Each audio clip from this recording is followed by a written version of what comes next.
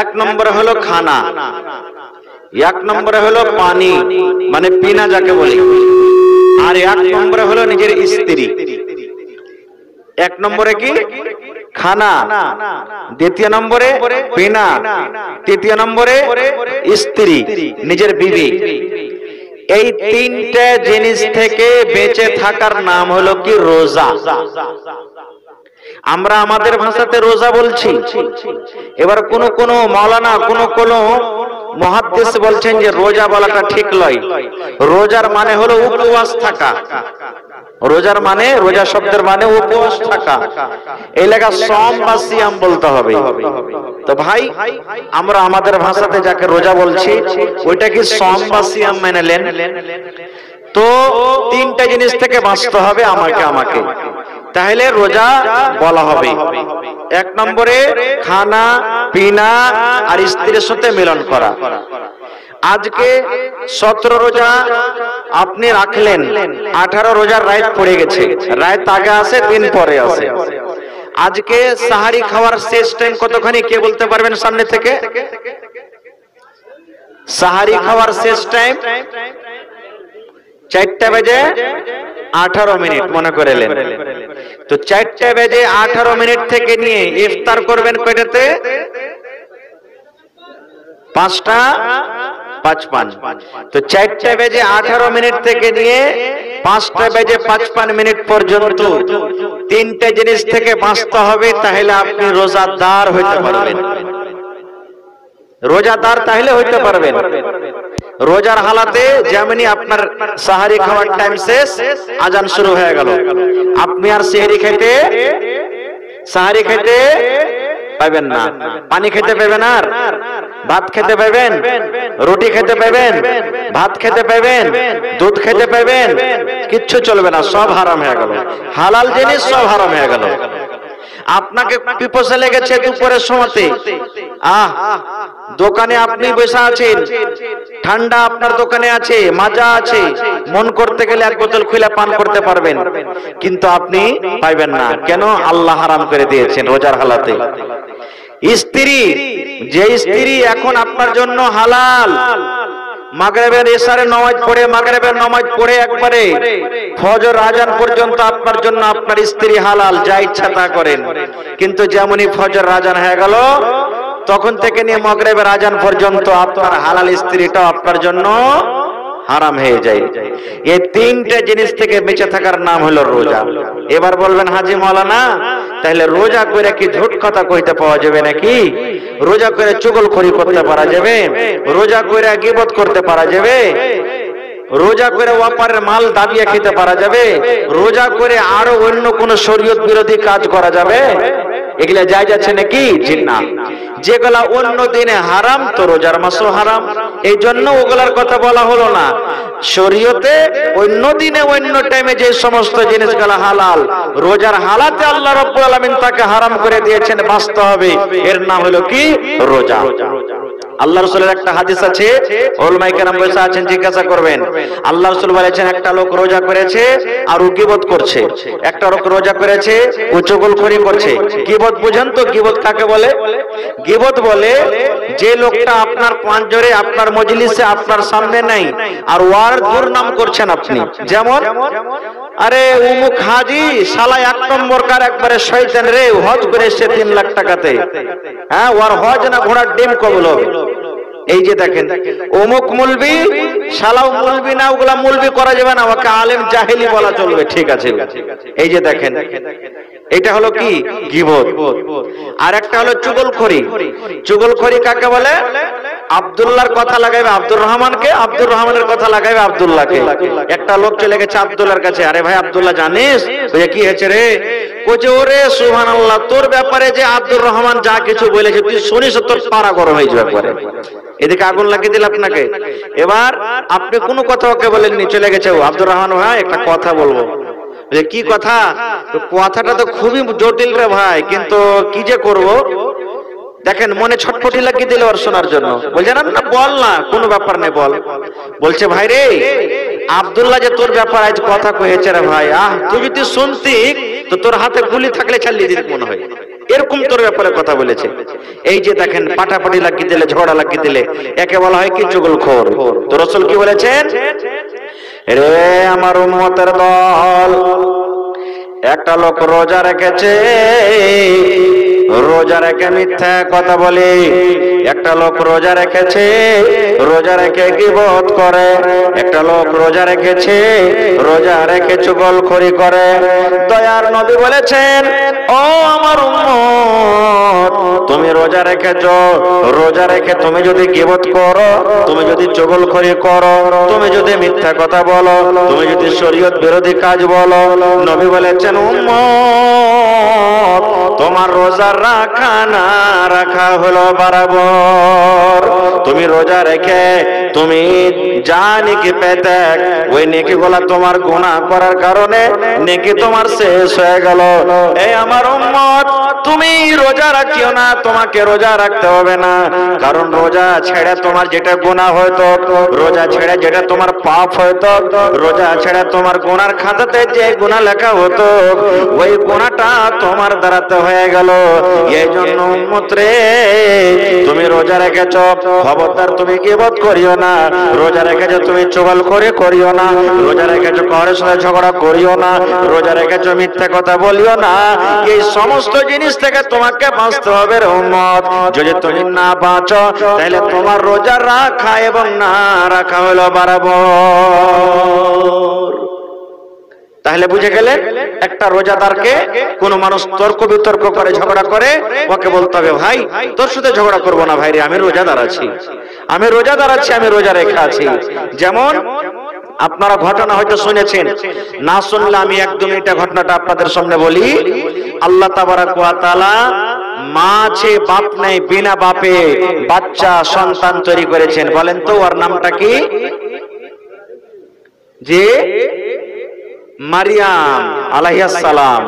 কোরআনে একটা সূরা আছে সূরা মারিয়াম, ওই মারিয়াম সূরা পড়ে দেখবেন, ওর ঘটনা কিছু আলে ইমরান সূরাতে তাও আছে। আল্লাহ তাবারাক ওয়া তাআলা মারিয়ামের গর্ভে সন্তান দিলেন, আল্লাহর আদেশে, আল্লাহর হুকুমে মারিয়ামের গর্ভে সন্তান হলো। মারিয়ামের বিয়ে শাদী হয়নি, জিবরিল ফেরেশতা এলেন, আল্লাহর আদেশে তার সন্তান দিলেন তাকে কোখে মারিয়ামের। এবার আস্তে আস্তে 2 মাস গেল, 3 মাস গেল, 4 মাস গেল, 5 মাস গেল, 7 মাস গেল, 8 মাস গেল, যেমন যেমন দিন চলে যায়, এবার মারিয়ামের শরীরটা কিন্তু ভারী হয়ে যায়। মারিয়ামের রাতের বেলাতে ঘুম আসে না, মারিয়াম রাতের বেলাতে ঘুম পারে না, মনে মনে চিন্তা করে, রব্বুল আলামিন আমার তো এখনো বিয়ে হয়নি, কোন পুরুষ আমাকে ছয়নি, কোন পুরুষের সাথে আমি বদকাম করিনি, আমার যে পেট থেকে সন্তান হবে, লোকেরা আমাকে কত গালি দেবে, লোকেরা আমাকে কত তানা মেরে মেরে কথা বলবে, লোকেরা কত আমার মাকে গালি দেবে, লোকেরা কত আমার বাবাকে গালি দেবে, লোকেরা কত আমার ভাইকে গালি দেবে। আল্লাহ আমি কি করব? আল্লাহ রাব্বুল আমিন কি করব? আল্লাহ জি কি করব? আমি কোনো উপায় পাই না। এবার মারিয়ামের যখন ব্যথা চালু হয়ে গেল, সন্তান হওয়ার যখন ব্যথাটা শুরু হয়ে গেল, মারিয়াম ওই ফিলিস্তিনের মধ্যে ছেড়ে মারিয়াম যেতে যেতে যেতে যেতে জঙ্গলের ভিতরে চলে গেলেন। বাইতুল্লাহ বলে একটা জায়গা, সেই জায়গাতে চলে গেলেন। একটা জঙ্গলের ভিতরে একটা খাজুরের গাছ আছে, ওই গাছটা হলো শুকনো গাছ, গাছে ফল নাই, গাছে খাজুর নাই, পাতা নাই। ওই মারিয়াম ওই গাছে হিলানা দিয়ে দিলেন।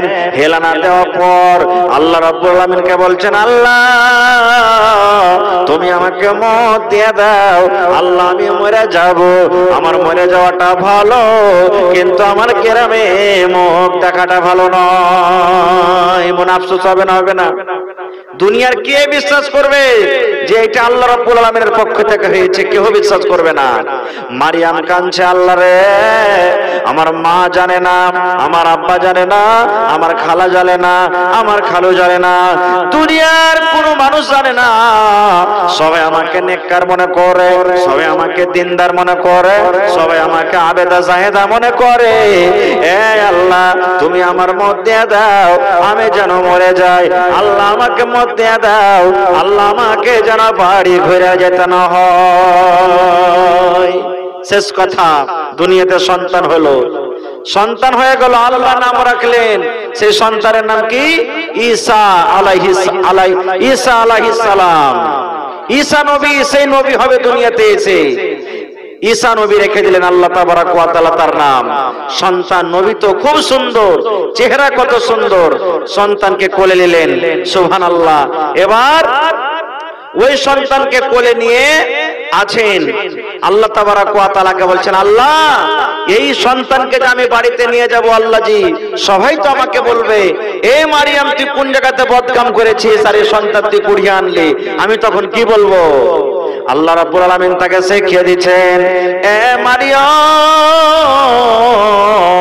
তুমি যখন গ্রামের ভিতরে চলে যাবে, যখন তুমি গায়ে চলে যাবে, তখন তোমাকে যখন লোকেরা জিজ্ঞাসা করবে, মারিয়াম রে এই সন্তানটা তুমি কোনটা পাইলে, এ মারিয়াম এটা হলো কার বেটা, এটা হলো কার ছেলে, তখন তুমি ইশারা করে বলবে, ভাইরে আমি কথা বলবো না, আমি গল্প করব না, আমি রোজা রেখেছি, আমি রোজা রেখেছি, রোজার হালাতে আছে, এই জন্য ভাইরে এই ছেলেটাকে জিজ্ঞাসা কর, এই ছেলেটা কোথা থেকে এসেছে, এই সন্তানকে জিজ্ঞাসা কর, এই সন্তানটা কোথা থেকে এসেছে, কারণ আমি রোজা করে আছি, রোজার হালাতে আমি কথা বলবো না।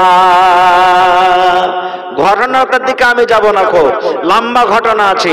আমার বলার উদ্দেশ্য হলো এই যে যদি আপনার সাথে কেউ লড়াই ঝগড়া তর্ক বিতর্ক করে, আপনি একটা কথা বলে দেন, ভাই আমি রোজা করে আছি, তোমার সাথে আমি কোনো তর্ক করব না। খুব ভাই একটু আওয়াজ বানান না, যে ভাই আওয়াজটাকে গোল করেন না, হ্যাঁ আপনারা লাইয়া পাকা মিস্ত্রি লাইয়ে ভাই, হ্যাঁ হায় আল্লাহ আওয়াজ দেন, একটু আওয়াজ ছাড়ে, লাগ চিপে যেমন থাকে, হ্যাঁ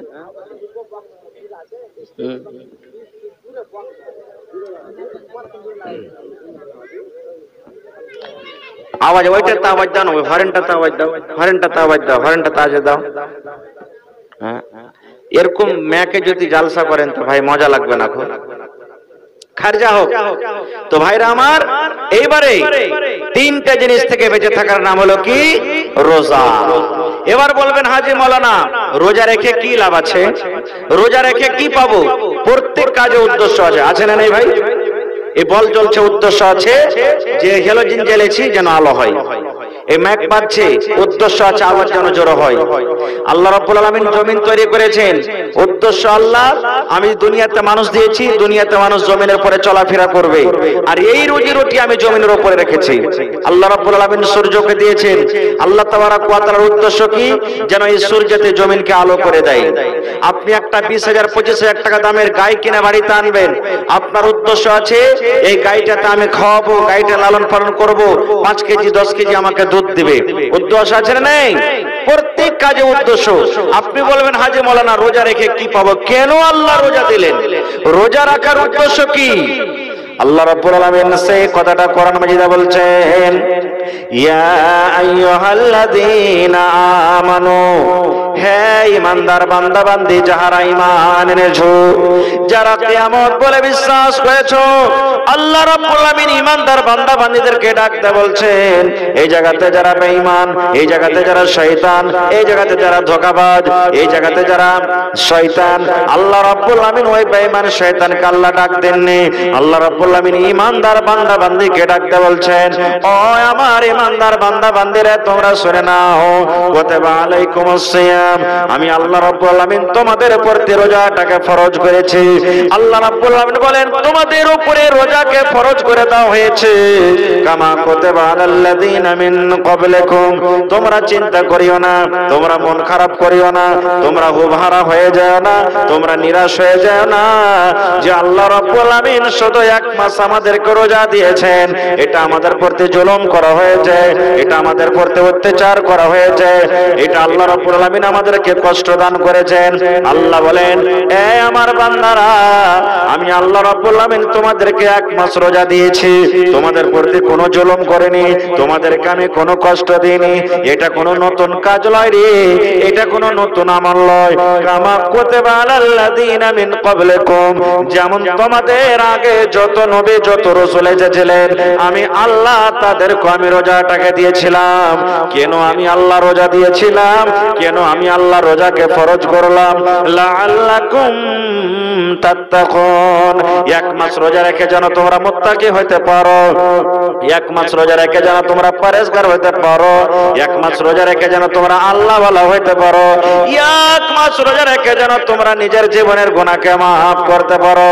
11 মাস গুনাহ করেছো রে বান্দা, 11 মাস নামাজ ছেড়েছো, 11 মাস মদ পান করেছো, 11 মাস জুয়া খেলেছো, 11 মাস তুমি আল্লাহর ইবাদত বান্দা করতে পারোনি। বান্দা বান্দে রে, আমি আল্লাহ রাব্বুল আমিন এক মাসের জন্য রোজা দিলাম। এই রোজা রেখে তারাবি পড়ে, জিকির আজকার করে, তেলাওয়াত করে যেন তোমরা এক নম্বর আল্লাহর বান্দা হইতে পারো, তোমরা নিজের গুনাহকে যেন মাফ করিয়ে আল্লাহ রাব্বুল আমিনের কাছে হইতে পারো, যেন তোমরা মুত্তাকি পরেজগার হইতে পারো।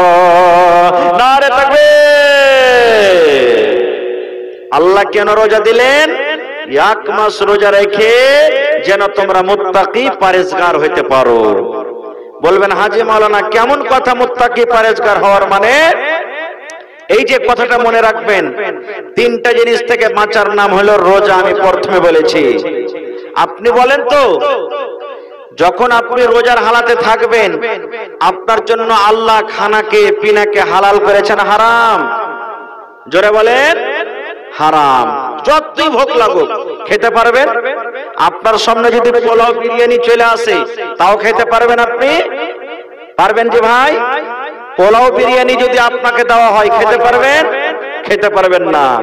আল্লাহ রাব্বুল আমিন এই রমজান মাস আপনাকে দিয়ে আল্লাহ রাব্বুল আমিন আপনাকে মেসেজ দিয়ে দিলেন, ও সিঙ্গালপুর গ্রামের মায়েরা, খালারা, ভাইরা শোনেন, আল্লাহ রাব্বুল আমিন এই কথাটা বলতে চাইছেন, রে দুনিয়ার মানুষ, যেমন তুমি 12 ঘন্টা 14 ঘন্টা তোমার পেটে যতই ক্ষুধা লাগুক, তোমাকে যতই ভোগ লাগুক রে, তোমার সামনে যতই ভালো ভালো খাবার থাকুক, তুমি খানা খাবে না, কারণ আমার ডর রয়েছে, ভয় রয়েছে, তুমি এই জন্য খানা খাবে না। আল্লাহ যদি আমি খানা খাইলে আমার রোজা নষ্ট হয়ে যাবে, বরবাদ হয়ে যাবে। এই মতো বান্দারে রোজার মাস যখন চলে যাবে, রোজার মাস যখন পার হয়ে যাবে, 11 মাসটা তোমাকে এই মতো মুত্তাকি পরেজগার হয়ে তোমাকে দিনটা কাটতে হবে। কারণ আল্লাহ এই জন্য খানাকে রোজার মাসে হালাল করে হারাম করে দিয়েছেন। 11 মাসে তোমাকে হারাম খাদ্য থেকে তোমাকে বাঁচতে হবে, হারাম খানা থেকে মানুষের তোমাকে বাঁচতে হবে। রোজার মাসে তোমার জন্য আল্লাহ দুধকে, শরবতকে, পানিকে এর জন্য রোজার হালাতে আল্লাহ হারাম করে দিয়েছেন। বান্দারে যখন তোমার রোজার মাস পার হয়ে যাবে, আরো 11 মাস যখন বাঁচবে রে বান্দা, তোমাকে মদ পান করতে হবে না, তোমাকে মদ থেকে দূরে থাকতে হবে, শরাব পান করতে হবে না, শরাব থেকে তোমাকে দূরে থাকতে হবে। আল্লাহ বলবেন বান্দারে রোজার দিনে তুমি 12 ঘন্টা 14 ঘন্টা যখন তুমি আমার ডরে, আমার ভয়ে তুমি হালাল আমার দেওয়া জিনিস, হালাল করা মধু, হালাল করা দুধ, হালাল করা পানি, হালাল করা মাজাকে যখন তুমি খাওনি, যখন তুমি ভয়ে ডরে দূরে থেকেছ, তাহলে অন্য মাসে তুমি মদ থেকে কেন তুমি দূরে থাকতে পারবে না? রোজার হালাতে আল্লাহ রাব্বুল আমিন বিবিকে আমার জন্য আপনার জন্য রোজার হালাতে আল্লাহ হারাম করে দিয়েছেন। আল্লাহ রাব্বুল আমিন আমার আপনার জন্য বিবি স্ত্রীকে হালাল করেছেন। বিবি চোখে চোখে ঘুরছে, একবারে ঘরে যাবে, একবারও ঘরে যাবে, আপনার চোখের ইশারা আপনার বিবি বুঝবে। কিন্তু বন্ধুরে রোজার দিনে আপনার জন্য আমার জন্য আল্লাহ রাব্বুল আমিন স্ত্রীকে হারাম করে দিয়েছেন। স্ত্রীর সাথে গল্প করতে পাবেন, স্ত্রীর পাঞ্জরে আপনি বসতে পাবেন, স্ত্রীর সাথে আপনি বসতে পাবেন, স্ত্রীর পাঞ্জরে গল্প করতে পাবেন। কিন্তু মুসলমান যেটা স্ত্রীর সাথে মিলন সহবাস, সেই কাজটা কিন্তু আপনি করতে পাবেন না। আল্লাহ এর জন্য হারাম করে দিয়েছেন। বান্দারে যখন তোমার হালাল স্ত্রী তোমার চোখের সামনে ঘুরছে, রোজার হালাতে তাকে দেখে তুমি যেমন বাঁচরে বান্দা, অন্য 11 মাস তোমাকে জেনা থেকে বাঁচতে হবে, তোমাকে ওয়াপার বেটে ছেলে থেকে তোমাকে বাঁচতে হবে। এই জন্য আমি আল্লাহ তাবারাক ওয়া তাআলা 1 মাস তোমাকে আমি ট্রেনিং দিয়ে দিলাম। নারে তাকবীর। ভাইরে কিন্তু হায়রে আফসোস, আমরা রোজা রাখবো কি নিয়তে জানেন? রোজা রাখবো কি নিয়তে? হবে রোজা যদি না করি তো ইমাম সাহেব যে কইবে যে হাজি তুমি খাইছো আর ষাঁড়ের মতন ঘুরে বেড়াইছো, রোজাটা করোনি। এই যে লোক দেখানো রোজা, কত লোক দেখবেন ও শুধু মাগরিবের নামাজ পড়তে যাবে, মাগরিবের নামাজ খানটা পড়িতে যাবে, স্ত্রীটাও বলবে বাড়ি থেকে আব্দুল্লাহর বাপ হাজি তুমি রোজাটা নেই করো না নামাজ খানটা তো পড়িতে যাও, লোক যাদের তোমাকে কয়ে যে রোজা করেছে, ও মুখ দেখানো মাগরিবের নামাজ তখন পড়িতে আসবে। কত লোক আছে ভাই, কত লোক এই কথাটা বলবে যে শুক্রবারের দিন রোজা করবে, ও শুধু শুক্রবার করে রোজা করবে। কত লোক ইফতারির দাওয়াতের ইন্তজার করবে 8টা-9টা পর্যন্ত, যে দেখি রোজা খেয়ে নো, ভোর রাতে ভাত খেয়ে নো, সাহারি খেয়ে নো, 8টা-9টা তক দেখবো যদি ইফতারের জাফত আসে তো রোজাটা রাখবো, আর না আসে তো দিন 1-2-3 ডোব মেরে দেবো। এরকমের রোজা রাখে। কত লোক আছে বিহারে বাড়ি বেড়াতে যাবে, একটা জীবনে রোজা করেনি, বিহারে বাড়ি বেড়াতে যাবে, এবার তখন রোজা করে সেদিন যাবে, না দিলে বিয়ে যে ইচ্ছা করবে। এরকম কত রোজাদার আছে। রে মুসলমান, আল্লাহ রাসূল বলেছেন উম্মত এরকম রোজা রেখে তোমার রোজা কাজে আসবে না। দয়ার নবী বলেছেন মান সামা রমজানা ঈমানাও ওয়া ইহতিসাবান গফিরা লাহু মা তাকাদ্দামা মিন যামবি। দুটা নিয়তে যারা রোজা রাখবে, দুটা নিয়তে যারা রোজা করবে, তাদের রোজা আল্লাহর দরবারে কবুল হবে। 1 নম্বর নবী বলেছেন মান সামা রমজানা, যে রোজাদার বান্দারা রোজা রাখবে, ঈমানাও ইয়াকিন মনে করে, বিশ্বাস মনে করে রোজা রাখবে, আল্লাহ রোজাকে ফরজ করেছেন, রোজা রাখতে হবে, রোজা না রাখলে কোনো উপায় নাই। আল্লাহ ফরজ করেছেন, মানুষের ডরে রোজা রাখতে হবে না, আল্লাহর ডরে রোজা রাখতে হবে। ওয়া ইহতিসাবান, নেকি মনে করে রোজা রাখতে হবে। রোজা যদি আমি ছাড়া দিয়ে গুনাহ হয়ে যাবে, পাপ হয়ে যাবে।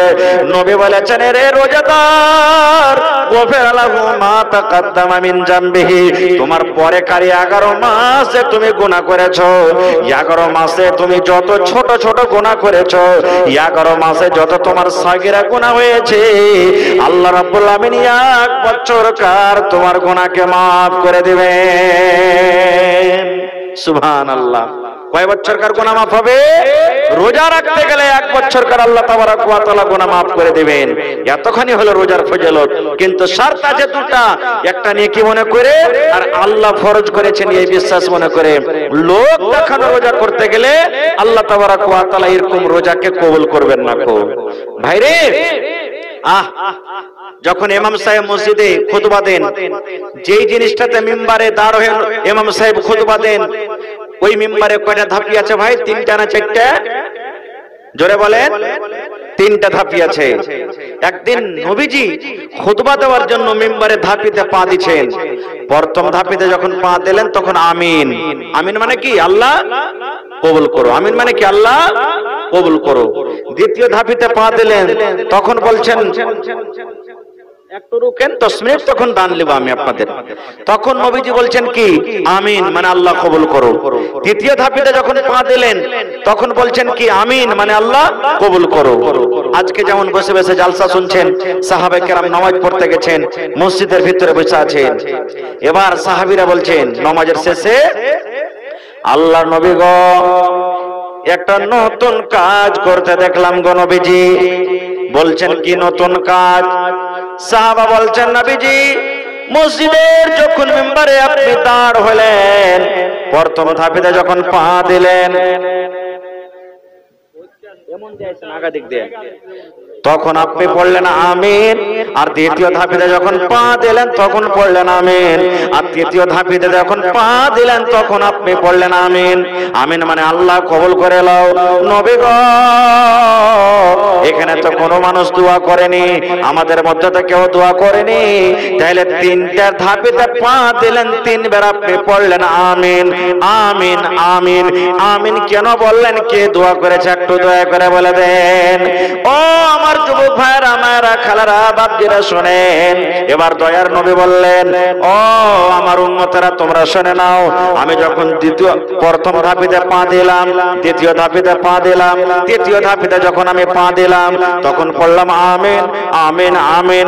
তাহলে শুনে নাও, নবী বললেন উম্মত রে, আমি যখন প্রথম ধাপিতে পা দিলাম আল্লাহ রাব্বুল আলামিনের ফেরেশতা জিবরিল আমিন আমার কাছে এলেন, আসার পর আমার কানে কানে বললেন, নবী গো আপনি আপনার উম্মতকে জানিয়ে দেন, আপনি আপনার উম্মতকে বলে দেন যারা রমজান মাসকে পেল, রমজান মাস পাওয়ার পর শরীর স্বাস্থ্য ভালো, কোনো শরীরে রোগ নাই, শরীরে কোনো ব্যথা নাই, শরীরে কোনো জ্বালা যন্ত্রণা নাই, শরীর খুব ভালো হুষ্ট হয়ে আছে, রমজান মাস রাখা আশা করো, রোজা রাখলো না, তারাবি পড়লো না, তেলাওয়াত করলো না, শুনলো না, রোজা না রেখে জীবনের গুনাহকে মাফ করতে পারলো না, ওই লোকটা যেন হালাক হয়ে যায়, ওই লোকটা যেন বরবাদ হয়ে যায়, ওই লোকটা যেন ধ্বংস হয়ে যায়।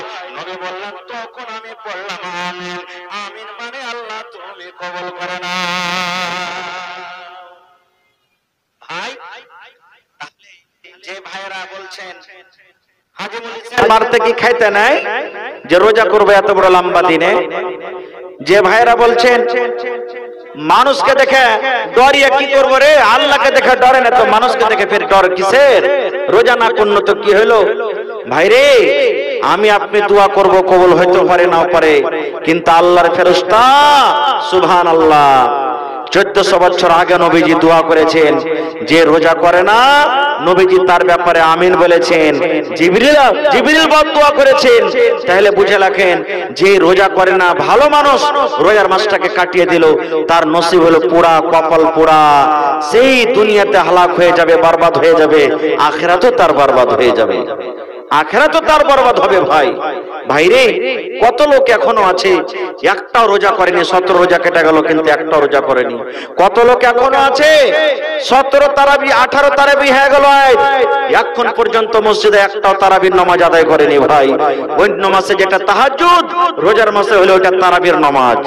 আরে তারা তাহাজ্জুদ নফল নামাজের মধ্যে ফরজের পর সব থেকে নফলের মধ্যে তাহাজ্জুদ নামাজ হলো আল্লাহর দরবারে বেশি ফজিলতওয়ালা নামাজ।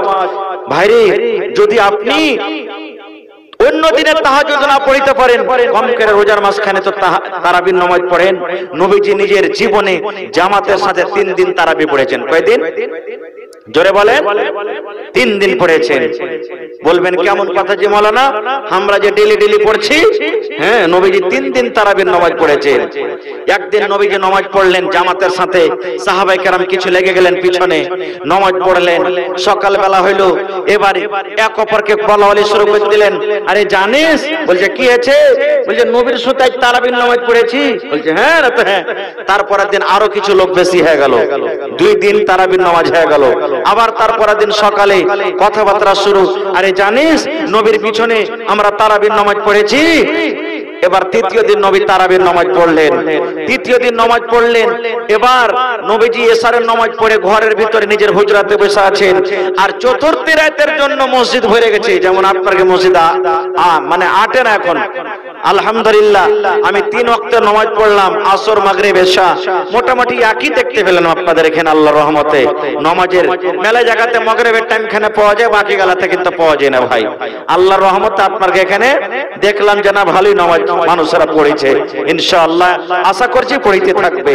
তো 3 রাত নবীজি নামাজ পড়লেন। 4র্থ রাতের বেলাতে এশারের নামাজ পড়ে সাহাবায়ে কেরাম বসে আছেন, নবীজি কিন্তু মসজিদে আসেন না। এরই মধ্যে তখন নবীজিকে কেউ ডাকতে তো পারে না, তখন কেউ গলা খেকার দিচ্ছে, মানে গলা খেকার দেওয়ার মানে যে নবীজি শুনতে পেবে যে আমার জন্য বসে আছে, তো যা নামাজ পড়ি। নবীজি কিন্তু তাও এলো না। এই করতে করতে ফজরের আজান হয়ে গেল রে বন্ধু। আসসালাতু খায়রুম মিনান নাওম। ফজর আজান হয়ে গেল। তারাবির নামাজ হলো কয়দিন? 3 দিন। এবার নবীজি ফজরের নামাজ পড়লেন। নামাজ পড়ার পর এবার সাহাবায়ে কেরামকে খুতবা দিতে শুরু করে দিলেন। ও সাহাবার দলেরা, তোমরা শুনে নাও, একদিন আমার পিছনে নামাজ পড়েছো, দ্বিতীয় দিন রাতে পড়িলে, তৃতীয় দিন আমার সাথে নামাজ পড়েছো। আজকে আমি তোমাদের আওয়াজ শুনতে পেয়েছি, আমি নবী তোমাদের ইশারা শুনতে পেয়েছি রে, কিন্তু আমি মসজিদে তোমাদের জন্য নামাজ পড়াইতে আসিনি। কেন আসিনি তোমরা জানো? কেন আমি নামাজটা পড়াইতে আসিনি তোমরা জানো? এই যে তোমরা যে উৎসাহী, যে খুশিতে, যে আশাতে নেকি মনে করে তোমরা নামাজটা ফেরেছো, নামাজটা পড়েছো, আমার ডর হয়ে গেল, আমার ভিতরে ভিতরে ভয় হয়ে গেল। আল্লাহ রাব্বুল আলামিন তারাবির নামাজকে তোমাদের পরে যেন ফরজ না করে দেয়। 5 ওয়াক্তের নামাজ যেমন আল্লাহ ফরজ করে দিয়েছে, নামাজ ছাড়তে গেলে গুনাহ হয়ে যাবে, এই মতো আল্লাহ যেন তারাবির নামাজকে যেন ফরজ না করে দেয়। আমার এটা ভিতরে ডর হলো, আমার এটা ভিতরে ভয় হলো, যদি তারাবির নামাজকে ফরজ করে দেয় তাহলে তোমরা ছাড়তে গেলে গুনাহগার হয়ে যাবে, পাপী হয়ে যাবে। আর যদি আল্লাহ তারাবির নামাজকে ফরজ করে দেয় তাহলে তোমাদের জন্য বোঝ হয়ে যাবে। তোমরা হয়তো কত লোক তারাবির নামাজ পড়তে পারবে না। যেন ফরজ নামাজের ব্যাপারে নবী বলেছেন, উম্মত তুমি নামাজ পড়ো, যদি পয়সা পয়সা দাঁড় হয়ে নামাজ না পড়তে পারো, পয়সা পয়সা তুমি নামাজ পড়ো। পয়সা পয়সা পারো না, তুমি শুইতে শুইতে চোখের ইশারাতে পড়ো। তোমার যতদিন আল্লাহ রূহ দিয়েছে, জ্ঞান বুদ্ধি আছে, নামাজ তোমার জন্য মাপ নাই, নামাজ তোমাকে পড়িতে হবে। এই মতো নবী বললেন, সাহাবীরে আল্লাহ যদি তারাবির নামাজটাকে ফরজ করে দেয় তাহলে তোমাদেরকে কষ্ট করে, যতই কষ্ট হোক, তারাবির নামাজ পড়তে হবে। এই জন্য চতুর্থ রাত আমি নামাজ পড়তে এলাম না। নারে তাকবীর। তাহলে বলবেন, হাজি মাওলানা 3 রাত পড়ে কি ছুটি হিজবে নাকি? জিন্না তারাবির নামাজ হয়েছে, কিন্তু কেমন? হ্যাঁ, ওই কোনাতে 3-4টা সাহাবী পড়ছেন, এই কোনাতে 2 সাহাবী জামাত করে পড়ছেন, ওই কোনাতে 3 জনা করে পড়ছেন, এরকম হিসাবে হিসাবে পড়লেন। এবার নবীজির জীবন চলে গেল এরকম ভাবে। তারপর খলিফা হলেন হযরত আবু বকর রাদিয়াল্লাহু তাআলা আনহু, ওইভাবে চলে গেলেন নামাজ পড়তে পড়তে। তারপর খলিফা হলেন কে? উমর রাদিয়াল্লাহু তাআলা আনহু। এবারে উমর রাদিয়াল্লাহু তাআলা আনহু এরকম ভাবে নামাজ পড়তে দেখে, তখন একদিন সবকে ডেকে বলছেন, জি একটা কাজ করো তো। বলছে কি? বলছে যে তোমরা যে এরকম ভাবে ওখানে 2 জন, এখানে 3 জন, এখানে 5 জন এরকম করে নামাজ পড়ছো, তো এরকম করে নামাজটা না পড়ে যদি জামাতের সাথে তোমরা নামাজটা পড়ো তো কেমন হবে? ওই যে চালু হলো জামাতের সাথে নামাজ পড়া, তো এখন পর্যন্ত চলতে আছে। কারণ আমাদের কাছে তো ওহী আসবে না, ফেরেশতা আসবে না যে কোনটা কমবে কি, কোনটা ফরজ হবে কি, কোনটা নফল হবে কি, কোনটা নাসিখ হবে কি মানসুখ হবে, আর তো দর নাই। ওই যে চালু হলো আমরা পড়ে আসছি। আপনাদের মসজিদে কত সুন্দর ইমাম সাহেব তেলাওয়াত করলেন, লম্বা হইতে গেল জিভ ভরে যাবে। নবীর তেলাওয়াত কত বড় ছিল জানেন? আল্লাহর নবী সাল্লাল্লাহু আলাইহি সাল্লাম একদিন নামাজ পড়ছেন রে ভাই, এত লম্বা কেরাত শুরু করেছেন নবীজি, এত লম্বা পড়েছে, কেরাত করে করে নবীর পা গলা মোটামুটি হয়ে ফুলে গেছে, নবীর পা মোটামুটি হয়ে ফুলে গেছে। আল্লাহ নবীর স্ত্রী মা আয়েশা রাদিয়াল্লাহু তাআলা আনহা এবারে নবীকে বলছেন, ইয়া রাসূলুল্লাহ এত কেন কষ্ট করছেন নবী গো? এত কষ্ট করার দরকার কেন? আল্লাহ যে আপনার আগেকার গুনাহ maaf করেছেন, আল্লাহ আপনার পরেকার গুনাহ maaf করে দিয়েছে, তবে এত কষ্ট কেন করছেন গো নবীজি? এত কষ্ট করার দরকার নাই, আল্লাহ তো আপনার গুনাহ maaf করে দিয়েছেন, কেন এত আপনি কষ্ট করেন? দয়ার রাসূল বলছেন, এ আয়েশা আকুনা আবদান শাকুরা, আয়েশা রে আল্লাহ রাব্বুল আলামিন এত বড় নিয়ামত আমাকে দান করেছেন রে আয়েশা, যে আমার আগে কারো গুনাহ maaf হয়ে গেছে, আমার পরে কারো গুনাহ maaf হয়েছে, তবে আমি আল্লাহর কে শুকরগুজার বান্দা হব না? আয়েশা আমি কি আল্লাহর শুকরিয়া আদায় করব না? এবার নবীজির বলবেন, হাজী মাওলানা নবীজি কত লম্বা তেলাওয়াত করতেন যে নবীজির পা মোটা মোটা ফুলে যেত? তাহলে নবীজির তেলাওয়াতটা একবার শুনেন। একজন সাহাবী বলছেন, নবীর পাঞ্জরা আমি একবার দাঁড় হয়ে গেলাম যে নবীর সাথে আমি নামাজ পড়ব। এবার নবীজি সূরাতুল ফাতিহা পড়লেন, তারপরে নবীজি সূরাতুল বাকারা তেলাওয়াত করে দিলেন। সামনে থেকে বলেন তো সূরাতুল বাকারা কয় পারা? এ ভাই একটু এদিকে ধ্যান দেন, সূরাতুল বাকারা কয় পারা? মোটামুটি 2.5 পারা নাকি? 2.5 পারা। এবার 2.5 পারা নামাজে শেষ হয়ে গেল। সেই সাহাবী মনে করছেন এইবারে মনে হয় নবীজি রুকুতে চলে যাবেন, কিন্তু ওরে আল্লাহ, নবীজি রুকু গেলেন না, নবীজি এইবারে সূরা আলে ইমরান নবীজি চালু করে দিলেন। ওইটা মোটামুটি 2 পারা নাকি যে মাওলানা? ওরে আল্লাহ, তাহলে 2.5 পারা আর 2 পারা কয় পারা হলো ভাই? জোরে বলেন। 4.5 পারা হয়ে গেল। এবারে সে সাহাবী বলছেন মনে হয় নবীজি এইবারে রুকুতে যাবেন, কিন্তু ওরে আল্লাহ, বিসমিল্লাহ পড়ার পর নবীজি সূরাতুন নিসা চালু করে দিলেন। ওটা মোটামুটি 2 পারা নাকি? তাহলে বন্ধুরে, 3টা সূরা মিলিয়ে 6 পারা কিংবা 6.5 পারা কোরআন এক রেখাতে তেলাওয়াত করলেন, তারপরে নবীজি রুকুতে গেলেন। এবার আপনি বলেন বন্ধুরে, যদি 1 পারা কোরআন তেলাওয়াত করা হয় কম করে 8 ঘন্টা লাগবে। এবার বলেন 6.5 পারা কোরআন, তাহলে 3 ঘন্টা কিংবা 3.5 ঘন্টা এক রেখাতে যদি দাঁড় হইতে হয়, তাহলে বলেন পা গলা মোটা মোটা ফুলবে কি ফুলবে না? ফুলবে? ফুলবে না? ফুলবে না? ওরে আল্লাহ, ইমাম সাহেব খালি মসজিদে যদি আমাদের জন্য একটু খালি লম্বা করে দেয় কোনো দিন, এমনে মারবো, পাছাতে বাড়ি মশা লাগছে, পায়ে মারবো, সালাম ফিরে তখন কো যে মৌলভী সাহেব তোমার কি কাম কাজ নেই যে এত লম্বা করে কি তেলাওয়াত করে, একটু ছোট করে পড়িতে পারো না? বলবো কি বলবো না? ওরে সুবহানাল্লাহ, নবী এত লম্বা লম্বা তেলাওয়াত করতেন রে মুসলমান। ওরে আল্লাহ, সেই নবীর আগেকার গুনাহ মাফ, পরেকার গুনাহ মাফ। সেই নবী বলছেন বিবি রে, আল্লাহ যে এত বড় নিয়ামত আমাকে দান করেছেন রে বিবি, তবে আল্লাহর কি শুকরিয়া আমি আদায় করব না? ভাই আমার, তাহলে বলবেন মাওলানা এত কষ্ট করে যে তারাবির নামাজ পড়ছি যে মাওলানা, তো তারাবির নামাজ পড়ে কি নেকি আছে? আল্লাহ রাসূল সাল্লাল্লাহু আলাইহি ওয়াসাল্লাম বলেছেন, মান কামা রমাযানা ঈমানাও ওয়া ইহতিসাবান গফিরা লাহু মা তাকাদ্দামা মিন যামবি।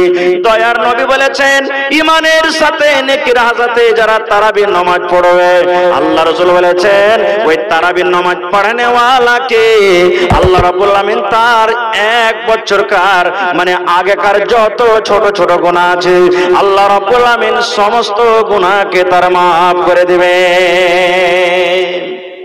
ভাই মেলায় কথা আছে রোজার, রোজার বয়ান 2-3 ঘন্টা বলতে গেলে শেষ হবে না। তবে বলবেন হাজী মাওলানা এত কষ্ট করে যে রোজা করছি, এই রোজার নেকি কি আছে যে মাওলানা? এই রোজা করছি, কত কাজ করছি যে মাওলানা, মাঠে কাম করছি, কোদল চোপাচ্ছি, মায়েরা খেলারাকে দেখবেন রাত 2টা থেকে উঠে সাহারি বানাইতে লাগে, ওরা ঠিক মনে হয় কষ্ট কেউ করে না নাকি জি ভাই? আমি আপনি শীত থাকবো, ওরা উঠে যাবে 2টা রাতে, 1:30টা রাতে উঠে যাবে, আর ওরা খানা পিনা বানিয়ে কইবে সোহাগের বাপ উঠো না জি, এই দেখেন চলে গেল ফের দুনিয়া। ফের বেচারি 10 মিনিট যে আব্দুল্লাহর বাপ উঠো না জি, টাইম হলো, এই দেখেন চলে গেল। কত ভাই আছে রাইকাও যাচ্ছে। দেখবেন আমাদের আপনাদের আসর নামাজ পড়ার পর খালি সুতার মন হবে, হবে না? হবে না? পেটটা এমন হেলসা হয়েছে, কিন্তু আল্লাহ ওরাকে কত সবর দিয়েছে। আসর নামাজের পর দেখবেন ওরা সাহারি বানাতে চলে, ইফতারি বানাতে চলে জেনে মাথাতে লাগুক, ছেলে কান্দুক, যতই কিছু হোক আমার আপনার জন্য কত কষ্ট করছে, তো আল্লাহ বুঝেন ওরাকে আরো বেশি নেকি দিবে। সুবহানাল্লাহ। আর দোয়া করছি যে আল্লাহ আরো নেকিতে করো, আল্লাহ শরীর স্বাস্থ্য আল্লাহ ভালো রাখো। তো বলবেন হাজী মাওলানা নেকি কি আছে? রে মুসলমান, আল্লাহ রাব্বুল আমিন জান্নাতে যাওয়ার জন্য 8টা দুয়ার রেখেছেন। 8টা দুয়ার দিয়ে মানুষ জান্নাতের ভিতরে যাবে। 8টা দুয়ারের মধ্যে একটা দুয়ারের নাম নবী বলেছেন আর রায়্যান। রায়্যান হলো একটা জান্নাতের নাম, জান্নাতের গেটের নাম। রায়্যান একটা জান্নাতের গেটের নাম। কিয়ামতের দিন আল্লাহ রাব্বুল আলামিন মানুষকে ডাক দিবেন, আইনা সাইমুন, আইনা সাইমুন, আইনা সাইমুন, আইনা সাইমুন।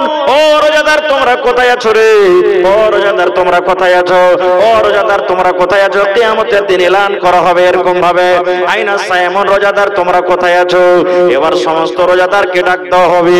সমস্ত রোজাদার এক জায়গাতে যখন জড়ো হয়ে যাবে, আল্লাহ বলবেন, ও রোজাদার বান্দা বান্দিরা, আমি আল্লাহ রাব্বুল আলামিন স্পেশাল তোমাদের জন্য এই জান্নাতের গেট রাইয়ান আমি আল্লাহ বানিয়ে রেখেছি রে। তোমরা যাও, ঢুকে যাও, জান্নাতের ভিতরে ঢুকে যাও। যাও তোমরা জান্নাতের ভিতরে চলে যাও। যত রোজাদার বান্দা বান্দি আছে ওই জান্নাতে রাইয়ান দিয়ে তারা জান্নাতের ভিতরে ঢুকে যাবে। নবী বলেছেন, যখন সমস্ত রোজাদার জান্নাতে চলে যাবে, এবার জান্নাতের দুয়ারটাকে বন্ধ করে দেওয়া হবে। যদি কোনো পীর রোজাদার যদি বলে আমিও ঢুকবো, নবী বলেছেন তার জন্য কিন্তু দুয়ার খোলা হবে না। একটা হয়ে গেল নেকি। আর কি? আল্লাহ রাব্বুল আলামিন প্রত্যেক জিনিসে নেকি বেঁধে দিয়েছেন। নামাজ পড়তে গেলে এক ওয়াক্ত নামাজ পড়বেন 10 ওয়াক্তের সমান নেকি পাবেন। 1 টাকা দান করতে গেলে 7 থেকে নিয়ে 700 পর্যন্ত আল্লাহ বাড়িয়ে দিবেন কিংবা তার থেকে বেশি। কোরআন মাজিদে একটা হরফ পড়বেন, একটা হরফের বদলাতে আল্লাহ 10টা আপনাকে নেকি দান করবেন। প্রত্যেক কাজে কাজে আল্লাহ রাব্বুল আলামিন ফেরেশতাকে লাগিয়ে রেখেছেন।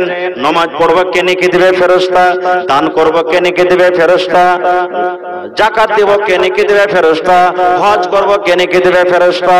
আর অন্যান্য আমল করব কে নেকি দেবে? ফেরেশতা।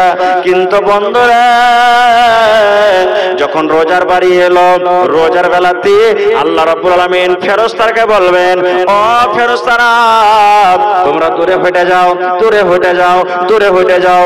ফাইন্নাহু লি, রোজা হলো আমার জন্য, ওয়ানা আজজি বিহি, এবং আমি আল্লাহ রাব্বুল আলামিন রোজার বদলা দান করব। আল্লাহ বলছেন রোজা আমার, আমি আল্লাহ তাবারক ওয়া তাআলা তার বদলা দান করব। ভাইরে, এবার বলেন, মালিক আল্লাহ হলেন, আল্লাহ যদি রোজার বদলা নিজে দেন, কি দিবেন সেটা আল্লাহ। तत्काल रिफ्रेशर बोले तो 7 अप सुपर डुपर रिफ्रेशर জানছেন, আল্লাহ প্যাক করে রেখেছেন রোজাদারের জন্য, সেটা জানেনি আল্লাহ কি দেবেন। কিয়ামতের দিন আপনি যখন দাঁড় হয়ে থাকবেন, মনে মনে বলবেন আল্লাহ আজ কি হবে, আজ কি হবে। আল্লাহ সেই দিন আপনার বদলাটা নিয়ে এসে আপনার এরকম ভাবে হাতে বলবেন, লে বান্দা লে, যা তুই নিয়ে এলে, খুশি হয়ে যা। সেদিন আল্লাহ তাবারক ওয়া তাআলা দিয়ে দিবেন। ভাইরে, মেলায় কথা আছে। তবে আর একটা কথা বলে দিই, রোজা যখন ইফতার করতে বসবেন, যখন রোজাটা ইফতার করবেন, তখন খাজুর খেয়ে ইফতার করবেন। কি খেয়ে? খাজুর খেয়ে। একটাই খাজুর খেয়েন, সুন্নাতের পুরো আমল হয়ে গেল। রাসূল বলেছেন, উম্মত যখন তোমরা ইফতারি করবে, বিসমিল্লাহ বলে একটা মুখে খাজুর দাও। তারপরে তোমার বাড়িতে ঘুগনি আছে, কেলা আছে, মুড়ি আছে, চিড়া আছে, ভাত আছে, রুটি আছে, যা তোমার বাড়িতে আছে তুমি পরে খাও, কিন্তু বিসমিল্লাহ বলে তুমি একটা খাজুর দাও। এবার রাসূল বলছেন, তোমার বাড়িতে খাজুর না থাকে, কলে তো পানি আছে, বিসমিল্লাহ বলে এক ঢোক তুমি পানি খেয়ে নাও, দিয়ে তখন তুমি রোজাটাকে ইফতার করো। আর তারপরে তখন তোমার বাড়িতে অন্য অন্য যা আছে তুমি খাও।